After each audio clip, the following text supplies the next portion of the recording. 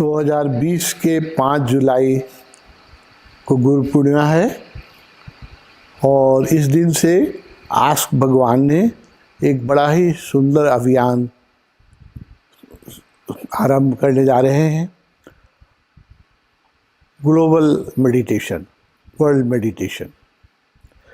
ये परिकल्पना बड़ी सुंदर है कि एक समय में सारे विश्व के लोग एक साथ ध्यान करें तो इसका बहुत बड़ा इम्पैक्ट पड़ने वाला है। भगवान ने तो बार बार कहा है कि इस संसार में अगर 200 लोग भी प्रबुद्ध हो जाएं और सक्रिय हो जाएं, 200 प्रबुद्ध लोग, तो बिल्कुल दुनिया बदल जाएगी। एक शहर में एक भी ओशो प्रेमी सक्रिय हो जाता है, मैंने देखा है। प्रबुद्ध होने की भी जरूरत नहीं है। एक शहर में अगर एक ओशो प्रेमी ओशो के प्रेम में डूब जाता है और सक्रिय हो जाता है तो धीरे धीरे उस शहर की हवा बदल जाती है, पूरे शहर की हवा बदल जाती है। ओशो ने ये भी कहा कि अगर 1% लोग संसार में रेगुलरली मेडिटेशन करने लगे, संसार तो बहुत बड़ा है, तो 7 अरब 80 करोड़ लोग हैं, अगर 8 करोड़ लोग भी नियमित ध्यान करने लग जाएं, 1%, तो दुनिया में तीसरा विश्व युद्ध नहीं होगा, दुनिया बदल जाएगी। अगर लोग 1% लोग भी सिंसियरली मेडिटेशन करने लग जाएं तो सामूहिक चेतन का बहुत बड़ा प्रभाव पड़ता है। जब हम ग्रुप में चलते हैं तो हमें ग्रुप की साइकोलॉजी पकड़ लेती है। एक अकेला आदमी न मस्जिद जला सकता है न मंदिर जला सकता है। जब लेकिन बेवकूफ़ों की भीड़ लग जाती है तो आदमी की चेतना खो जाती है। मंदिर में भी आग लगा देते हैं, वो मस्जिद में भी आग लगा देते हैं। बहुत जो विध्वंस होता है वो सामूहिक अवचेतन से होता है। इसका विपरीत भी हो सकता है। सामूहिक अतिचेतन, कलेक्टिव सुपर कॉन्शसनेस से संसार के बहुत सारे लोग अगर कलेक्टिव सुपर कॉन्शसनेस तक पहुंचने का प्रयास करें तो संसार में फिर हजारों फूल खिल सकते हैं पवित्रता के, शुभता के। तो ओशो ने इसे बार बार कहा और वही उनका प्रयास था।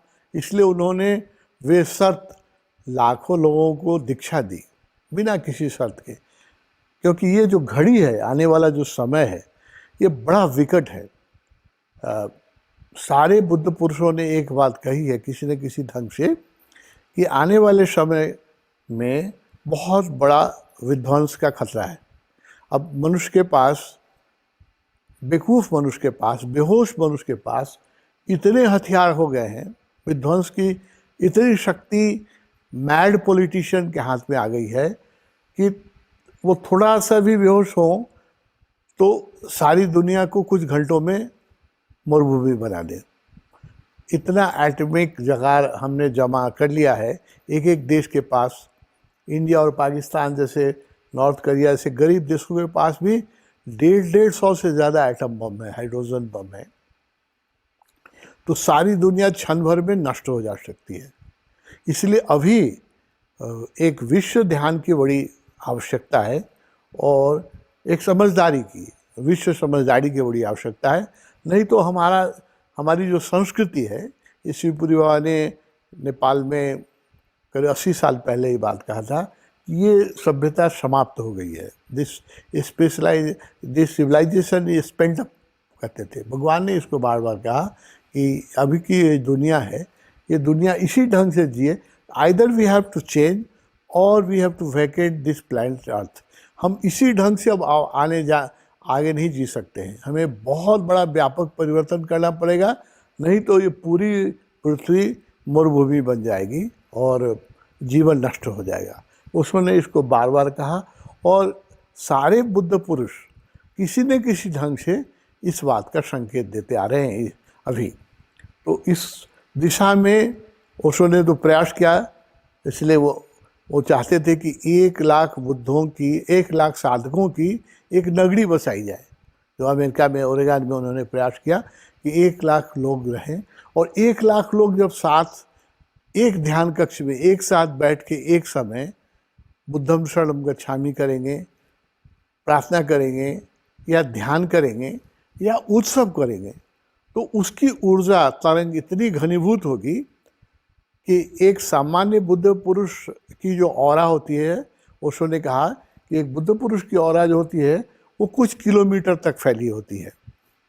लेकिन अगर एक बुद्ध क्षेत्र बने और बहुत सारे लोग उसके साथ जैसे 5,000 लोग रजनीशपुरम में साथ प्रार्थना करते थे, ध्यान हॉल में बैठते थे, तो भगवान ने कहा कि रजनीशपुरम की ऑरा जो है वो 24 माइल की सर्कल में बन गई है। हाँ? सिर्फ 5,000 लोग थे। वो ओशो की परिकल्पना थी कि 1 लाख लोग उस बुद्ध क्षेत्र, बुद्ध हॉल में बैठ के एक साथ कुंडली ध्यान करें या प्रार्थना करें या उत्सव करें।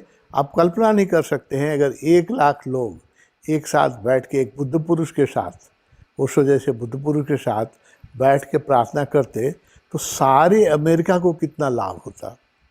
आज जो अमेरिका में हम तरह तरह की हिंसा देख रहे हैं, तरह तरह के कोरोना का ही सबसे बड़ा जो आतंक है वो अमेरिका में है। सारे विश्व में जितने लोग इससे कोरोना से संक्रमित हैं उसके 20% से ज़्यादा लोग, करीब करीब 25% लोग सिर्फ अमेरिका में ही हैं। अकारण लोग मारे जा रहे हैं, मास शूटिंग हो रही है बिना कारण के, और हर 11 मिनट में अमेरिका में एक शिक्षित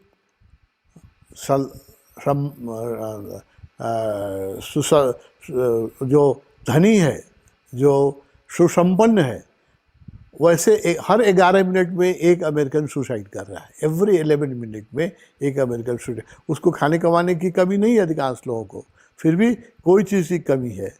वो जिस चीज़ की कमी है उसी कमी को पूरा करने के लिए ओशो गए थे अमेरिका। वो कमी है ध्यान की, वो कमी है सच्चे अध्यात्म की। चर्च तो बहुत है सारी दुनिया में, मंदिरों की क्या कमी है? लाखों मंदिर हैं, लाखों चर्च हैं, लाखों मस्जिद हैं, लेकिन सच्चा अध्यात्म ओशो चाहते थे जो मंदिर, मस्जिद और चर्चों की सीमाओं में सीमित न हो, जो मनुष्य मात्र के लिए हो। ऐसा एक आध्यात्मिकता लाना चाहते थे ओशो, और उसी आध्यात्मिकता के लिए उन्होंने अपना जीवन उत्सर्ग किया। तो वह आध्यात्मिकता थी कि ध्यान व्यापक हो, लाखों लोग ध्यान कर सके। अभी जो आस्क ओशो ने ओशो के देशना को, ओशो के प्रवचनों को सब लोगों के लिए सुलभ कर दिया है। इतने प्रतिरोध के बावजूद एक बहुत बड़ी शक्ति जो ओशो को समाप्त करके ही शांत नहीं है, वो चाहती है कि ओशो की देशना भी समाप्त हो जाए। ओशो के कोई प्रवचन, उनकी वीडियो भी कोई नहीं रख सके। उसके विरुद्ध में जो आस्क ओशो ने, उस आस्क भगवान ने जो प्रयास किया है उसकी जितनी भी प्रशंसा की जाए कम है। सारे विश्व में 126 देशों में उन्होंने ओशो की देशना को मुफ्त पहुंचाया है। इसकी जितनी भी प्रशंसा की जाए कम है। और अब ये दूसरा प्रयास जो वो कर रहे हैं कि ग्लोबल मेडिटेशन, 4 बार इनका प्रयास है कि 4 बार लोग ध्यान करें, 10 से 15 मिनट ध्यान करें। और उन्होंने ऐप्स बनाए हैं, तो वो ऐप्स आपको रिमाइंड करेगा टाइम का। ओशो ने जब रजनीशपुरम में एक प्रयोग शुरू किया था कि उन्होंने कहा था कि बुद्ध के समय खास करके राजा अशोक ने सारे एशिया में बुद्ध धर्म को फैलाया, और सारे एशिया में बुद्धम शरणम गच्छामि, धम्मम शरणम गच्छामि के मंत्र सारे एशिया में, जापान से लेके ईरान तक ये मंत्र गूंजने लगे थे। तो एक ब्लैंकेट ऑफ प्रेयर एशिया पर छा गया था। तो भगवान ने कहा कि हमारे सन्यासी सारी दुनिया में, मैं चाहता हूँ कि एशिया में ही नहीं सारे विश्व में ये बुद्धम शरणम गच्छामि, ये कोई भी मंत्र, ओम नमो शिवाय या किसी भी धर्म का कोई भी मंत्र व्यक्ति अगर सारी दुनिया में पाठ करे तो उसका व्यापक प्रभाव पड़ने वाला है, अगर एक निश्चित समय पर करे। तो इसलिए ओशो ने हम लोगों को रजनीशपुरम में कई बार बुद्धम शरणम गच्छामि सामूहिक रूप से करने की देशना दी थी। कुछ सालों से हम तपोवन में ये यूनिवर्सल प्रेयर के लिए प्रयास कर रहे हैं। हम चाहते हैं कि अब सब जगह लोकल टाइम से 7 बजे या 12 बजे, दूसरी 12 बजे और शाम में 8 बजे 3 बार लोग बैठें, 3 मिनट प्रार्थना करें। बुद्धम शरणम गच्छामि में 3 मिनट लगता है, 3 मिनट प्रार्थना करें और 4 मिनट मौन बैठें। 7 मिनट में एक बेल्ट बन जाएगा ध्यान का। तो हम तो 1 साल से प्रयास कर रहे हैं कि सारी दुनिया में लोग सामूहिक रूप से ध्यान करें। अभी जो आज भगवान ने ये प्रयास किया है, ये और भी बहुत सुंदर है। ये कह रहे हैं कि आपकी जो भी प्रार्थना हो, जैसे भी करना चाहें, कोई टेक्निक करना चाहें टेक्निक करें, नहीं तो मौन बैठना चाहें मौन बैठें, उत्सव करें, जैसे भी आप मेडिटेटिव बने। अब एक बात और कहें कि देखिए, कोई भी सही चीज़ों को व्यापक बनाना आसान नहीं है। प्रयास तो बहुत सुंदर है, लेकिन सारी दुनिया ध्यान करेगी, प्रार्थना करेगी, ये एक बहुत ही सुंदर परिकल्पना है। इसको पूरा करना उतना आसान नहीं होता है, लेकिन एक सुंदर परिकल्पना अपने आप में ही बहुत सुंदर प्रयास है। लोग कितने करते हैं इसका अर्थ नहीं है। मैं तो कहूँगा 1% लोगों तक भी ये बात पहुँचाई जाए, 8 करोड़ लोग तक भी ये बात पहुँचाई जाए, और 8 करोड़ लोग तो संसार में समझदार हैं, 1% लोग तो समझदार हैं, उन तक अगर ठीक से बात पहुंचाई जाए तो वो समझेंगे। साउथ ईस्ट एशिया में ही, मुझे कहता हूँ साउथ ईस्ट एशिया में ही 8 करोड़ लोग तैयार हो जाएंगे। साउथ ईस्ट एशिया की ही जनसंख्या 4 अरब है। इसमें ही हम 8 करोड़ लोग खोज सकते हैं सारी दुनिया में, क्योंकि साउथ ईस्ट एशिया में तो बुद्ध का, कृष्ण का, मोहम्मद का बहुत प्रभाव है, बहुत ज़्यादा प्रभाव है। तो यहाँ हम आसानी से काम कर सकते हैं, लेकिन एक ग्लोबल अगर हो जाए तो और अच्छा है। तो प्रयास अपने आप में बहुत सुंदर है। मैं लोगों से आग्रह करूँगा कि आप सामूहिक रूप से प्रार्थना की एक कल्चर लाएं इस पृथ्वी पर, तभी हम धर्मांध उपद्रव से बचेंगे। अब जातीयता, राष्ट्रीयता, धार्मिक उन्माद, इसकी पीड़ा हमने झेल ली है, बहुत बहुत इसका कॉस्ट हमने चुका दिया है। मुझे तकलीफ़ होती है कि आज भी मीडिया, खास करके हमारा इस क्षेत्र की जो मीडिया है, साउथ ईस्ट एशिया की जो मीडिया है, वो उत्तेजक चीज़ों को इतना फैलाती है। छोटा सा कहीं द्वंद्व हो जाए तो उसको विश्व युद्ध बनाना चाहती है। अभी हम देख रहे हैं, अभी छोटा सा कोई समस्या होती है 2 राष्ट्रों के बीच में, उस समस्या को ध्यानपूर्ण ढंग से बड़े आसानी से सॉल्व किया जा सकता है।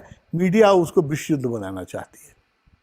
तो उसके खिलाफ में, जैसे ग्लोबल स्टूपिडिटी मैं कहूँगा इसको, ये विश्वव्यापी मूढ़ता है, इसके विरुद्ध में विश्वव्यापी समझदारी पैदा करनी होगी, वो ध्यान से पैदा होगी।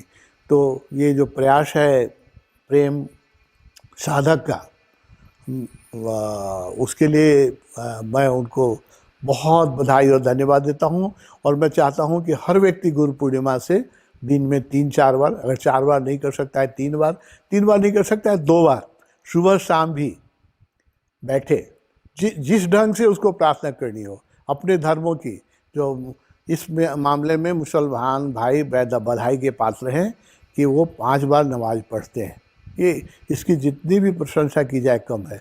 हमको ये सीखना चाहिए, 5 बार नहीं तो 3 बार 4 बार, हो सके तो जितना ज़्यादा हो सके हम सामूहिक रूप से अगर प्रार्थना करें, उसका बहुत बड़ा प्रभाव पड़ेगा।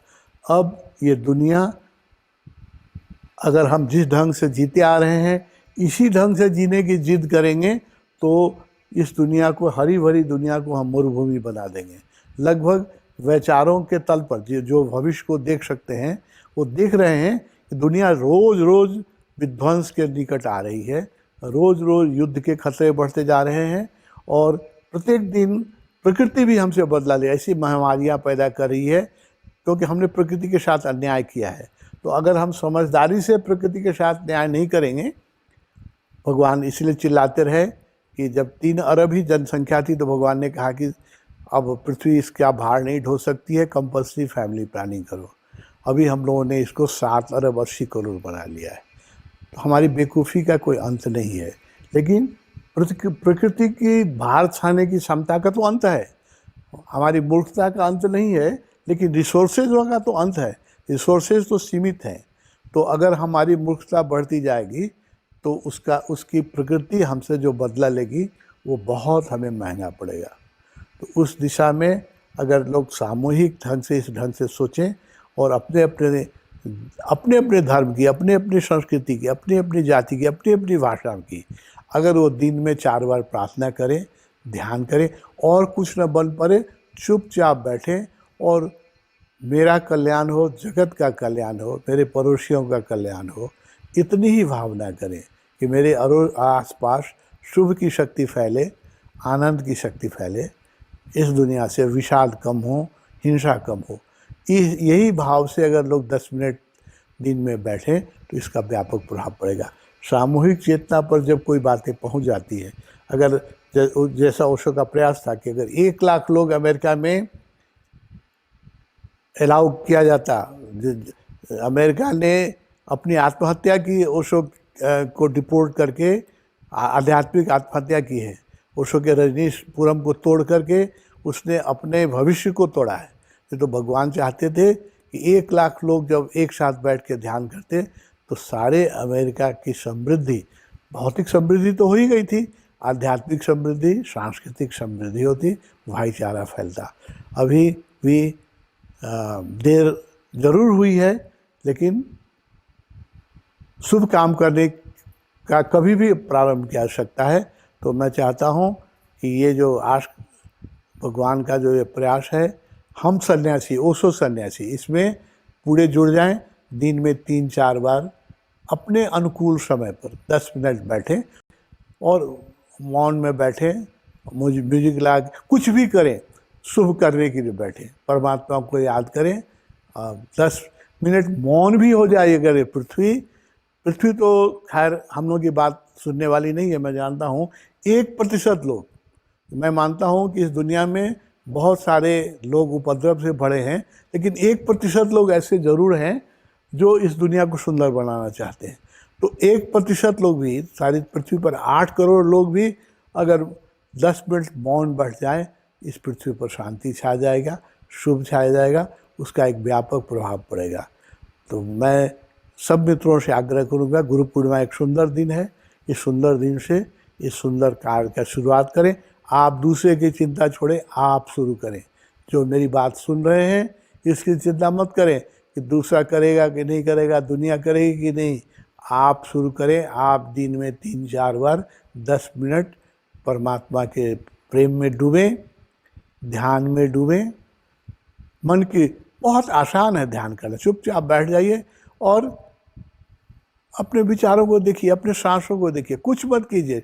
Doing nothing is meditation. आप कुछ मत कीजिए, चुपचाप 10 मिनट बैठ जाइए, संसार दूसरी हो जाएगी, बड़ी अच्छी दुनिया हो जाएगी। और भगवान से मेरी प्रार्थना है कि हम सबको सद्विवेक दें और ये जो प्रेम साधक ने जो प्रयोग ये शुरू किया है, इसका प्रयोग सफल हो, इसका प्रयास सफल हो।